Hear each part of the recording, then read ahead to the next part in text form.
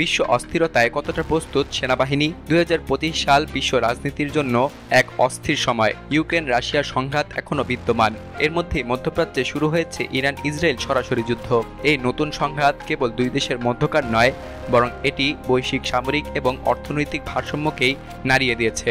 এই যুদ্ধ আমাদের মনে করিয়ে দিয়েছে যে কোনো সময় যে কোনো দেশ হঠাৎ করে একটি সশস্ত্র সংঘাতের মুখে পড়তে পারে। বাংলাদেশ সরাসরি কোনো যুদ্ধে জড়িত না হলেও দেশটির ভৌগোলিক অবস্থান এবং আঞ্চলিক বাস্তবতা এমন যে সামরিক প্রস্তুতির প্রশ্নটা আজ আর কেবল সেমিনারে আলোচনা করার বিষয় নয়, এটি একটি জাতির টিকে থাকার প্রশ্ন।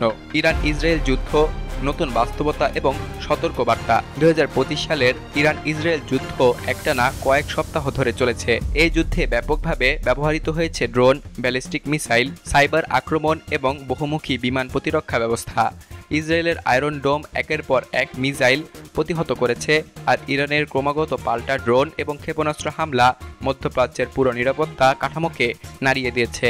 এই যুদ্ধ বাংলাদেশের জন্য একটি সরাসরি সতর্কবার্তা।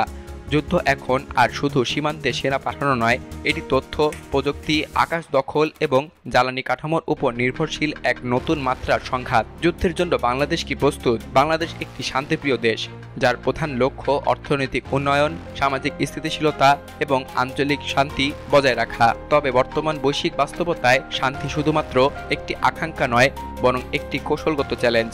যুদ্ধের ঝুঁকি যতই অপ্রত্যাশিত হোক না কেন, তার জন্য প্রস্তুত না থাকলে জাতীয় নিরাপত্তা ভয়াবহভাবে হুমকির মুখে পড়তে পারে। ইউক্রেন রাশিয়া যুদ্ধ কিংবা 2025 সালের সাম্প্রতিক ইরান ইসরায়েল সংঘাত এই বাস্তবতাকেই সামনে এনে দিয়েছে।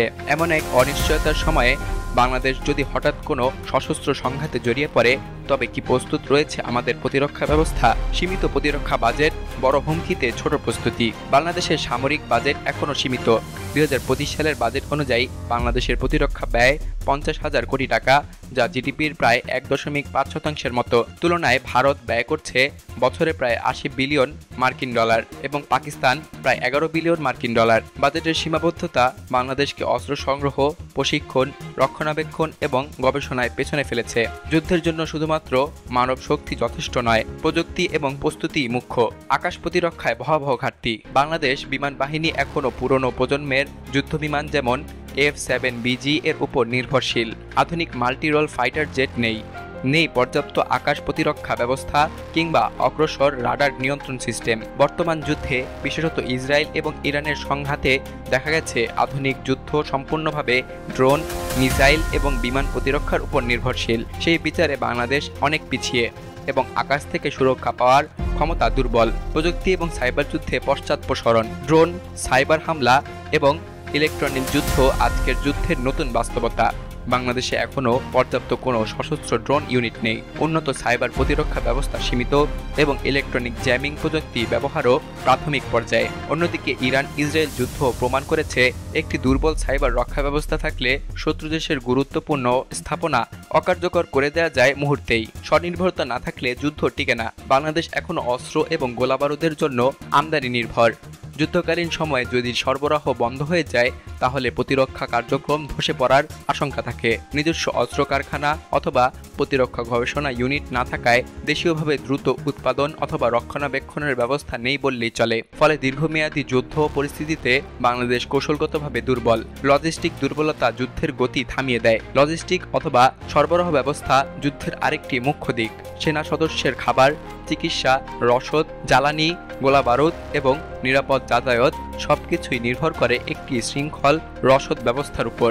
বাংলাদেশের সেই লজিস্টিক নেটওয়ার্ক এখনও উন্নয়নশীল। যুদ্ধ চলাকালে রাস্তাঘাট, রেলপথ অথবা যোগাযোগ ব্যবস্থা ভেঙে পড়লে প্রতিরোধ ব্যবস্থা অকার্যকর হয়ে যেতে পারে। সামরিক মিত্রতা এবং জোটে অনুপস্থিতি ভয়ঙ্কর। বাংলাদেশের সামরিক সহযোগিতা অথবা কৌশলগত জোট গড়ে তোলার প্রচেষ্টা এখনও খুবই দুর্বল। দেশের কোনো প্রতিরক্ষা জোটে সক্রিয় অংশগ্রহণ নেই ন্যাটোর মতো সংগঠনের সঙ্গে সম্পর্ক। এমনকি দক্ষিণ এশীয় অঞ্চলেও খুব বেশি প্রতিরক্ষা চুক্তি কার্যকর নয়। ফলে যুদ্ধের সময় আন্তর্জাতিক সামরিক সহায়তা পাওয়ার সম্ভাবনাও অনিশ্চিত। কি করতে হবে এখনই? আধুনিকায়ন এবং কৌশলগত পুনর্বিন্যাস। এই বাস্তবতায় বাংলাদেশের জন্য এখনই সময় যুদ্ধের আগেই প্রস্তুতি নেয়ার। সামরিক বাজেট বাড়াতে হবে, আধুনিক যুদ্ধবিমান এবং আকাশ প্রতিরক্ষা ব্যবস্থা কিনতে হবে, স্বনির্ভর অস্ত্র উৎপাদন এবং গবেষণা গড়ে তুলতে হবে এবং উন্নত প্রযুক্তি যেমন ড্রোন, স্যাটেলাইট, সাইবার প্রতিরক্ষা এবং আর্টিফিশিয়াল ইন্টেলিজেন্সে বিনিয়োগ করতে হবে। একই সঙ্গে তুরস্ক, চীন, ইন্দোনেশিয়ার মতো সামরিক সক্ষমতা সম্পন্ন রাষ্ট্রের সঙ্গে কৌশলগত চুক্তি গড়ে তুলতে হবে। বাংলাদেশের সেনাবাহিনী পেশাদার, সাহসী এবং চৌকস, তা প্রমাণিত হয়েছে বহুবার জাতিসংঘ মিশনেও। কিন্তু শুধু সাহস দিয়ে যুদ্ধ জেতা যায় না, দরকার আধুনিক প্রযুক্তি, শক্তিশালী বাজেট, কৌশলগত পরিকল্পনা এবং দীর্ঘমেয়াদী প্রস্তুতি। যুদ্ধ চাইলেই আসে না, কিন্তু প্রস্তুতি না থাকলে যখন আসে তখন ধ্বংস অনিবার্য। বাংলাদেশ যদি ভবিষ্যতের যে কোনো চ্যালেঞ্জ মোকাবেলা করতে চায়, তাহলে এখনই সামরিক শক্তির আধুনিকায়নে বিনিয়োগ এবং কৌশলগত চিন্তাভাবনার রূপান্তর ঘটাতে হবে।